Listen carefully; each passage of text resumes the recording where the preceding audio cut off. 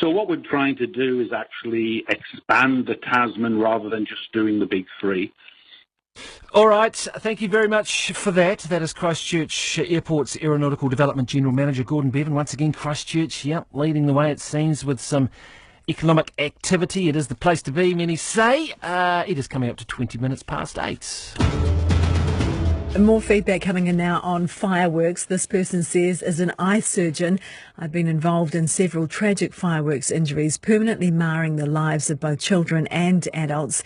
These have all occurred at home fireworks events. Surely it is time to limit fireworks to public displays, ideally at a time of year when kids don't have to stay up so late to enjoy them, rather than November, a time dictated by Northern Hemisphere tradition. Emma says, regarding fireworks, it's springtime here in New Zealand. Our trees are full of fledgling babies and mothers working hard to feed them up, and then every year we nail them with an assault of fireworks. The birdsong reduces overnight after fireworks. And Guy Fawkes, heartbreaking. Traffic update for you now in Auckland. A bit of a slow patch from Rosedale Road through to Sunnynook through the northern. The southern is congested between Papakura and Manurewa and the southwestern around Whitty. In Wellington, heavy from Tawa to Johnsonville and around Kilburnie. And Christchurch, busy for you through Addington. It is 20 minutes past 8 now. It's been almost a week since Hurricane Melissa struck Jamaica, killing at least 28 people. Some communities are still waiting for clean water and food to arrive. Blocked roads and widespread flooding are hampering the clean-up efforts of emergency services and aid agencies. The BBC's Nita Torfig reports from Westmoreland in western Jamaica. How to measure a loss this overwhelming? The eye of Hurricane Melissa made landfall in the coastal fishing town of Westmoreland and ripped away the lifeblood of its landscape. Once vibrant and lush, Jamaicans here are now surrounded by a barren, apocalyptic-like reality. Up high in the hills, residents told us that they felt blessed to survive and shared stories of those who didn't. Her baby father bring her from cross there because they live over that side. Rashawn Brown tried to save one of his neighbors, Christina Jameson, whose board home couldn't withstand the storm's ferocity. It's like a tornado. Like the breezes like this, going like this. Zinc flying, roof flying. She suffered a deep cut to her leg and bled out in his concrete home. We try to help her, but we cannot do nothing. We try our best to do what we could do, but there's nothing we could do. She just bleed out and she lost her life there. For the family, there hasn't been a moment to mourn, let alone to organize the 35-year-old mother of four's funeral. In the town's church, a working stove means they can still prepare dinner for the community. The pastor says amidst the despair, there's also resilience. The spirit of Jamaicans are very tough, and so I know they will pull through. Jamaicans will need help to do that as they try to replace all that was lost. That report from the BBC's Nita Torfig. It is 23 minutes past 8. The Prince of Wales has arrived in Brazil on his first official visit to the country. Prince William is in Rio de Janeiro to attend his Earthshot Prize Awards, which recognise people finding solutions to environmental challenges. He will also represent his father, the King, at the COP30 climate conference later this week. The BBC's Daniela Ralph reports. The Prince of Wales comes to Brazil after a period of intense scrutiny on the royal family.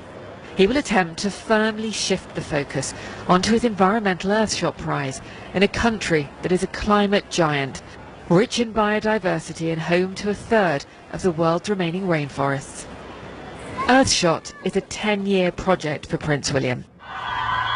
It's taken him around the world searching for solutions to the biggest climate challenges. Rio de Janeiro marks the halfway point. Planet, the only home we have. And announcing this year's nominees for the £1 million prizes, he spoke of the optimism and courage he was looking for. The people behind these projects are heroes of our time, so let us back them. Because if we do, we can make the world cleaner, safer and full of opportunity. Quay Quarter Tower was an ageing skyscraper in Sydney. Instead of demolition, which releases a huge amount of carbon, it was upcycled, redesigned and rebuilt in parts. If Quay Quarter Tower were to win the Earthshot Prize, It's a game changer. It helps promote adaptive reuse at scale and radical reuse at scale to a wider market, to more regions within the world. As well as Earthshot this week, Prince William will speak at the COP climate conference in Brazil, representing the King for the first time. It is a son taking some of the environmental reins from his father at a time when family unity is of high value. That report from the BBC's Daniela Ralph. It is 25 minutes past 8. And you're listening to Morning Report on RNZ National. There is some good news on the horizon for job seekers. Ministry of Business, Innovation and Employment data shows the number of online job advertisements increased by 3.5% in the year to September. Joining us now to discuss what this means and what this really means for those looking for work is money correspondent Susan Edmonds. Kia ora, good morning, Susan. So what are we reading into this? Is this a sign we may have reached the bottom of the cycle? I think so. I don't want to jinx it, obviously, because I've spoken to a lot of people who've had a very hard time lately. But it does seem that we've been through the worst and it is going to be picking up probably slowly from here. So the job ad data was up year on year for the first quarter since 2022, and it follows a string of monthly increases. It is coming off a really low base, but it does seem that things maybe finally are heading in the right direction. So where are we seeing the growth? Well, this job ads data showed pickup in IT and construction jobs. We had that increase in building consents reported yesterday, so that may be part of that, but they are both coming off really low numbers. But they were up 10% year on year. Economists tell me they're also expecting to see good numbers of jobs advertised in the primary sector, still on the back of those good commodity prices we've seen, and hopefully healthcare, because, you know, lots of demand there.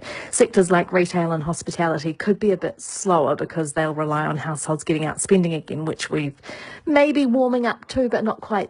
Although Zeal did drop me a note this morning and said they had seen an increase in hospitality jobs. Right. What about regional differences, or is it not broken down like that? It was, and Auckland was at the bottom of the table, unfortunately, there. And then so that's probably that same story, that the regions seem to be improving, well, at first, I suppose, is the thing. So Auckland was still going backwards in that data.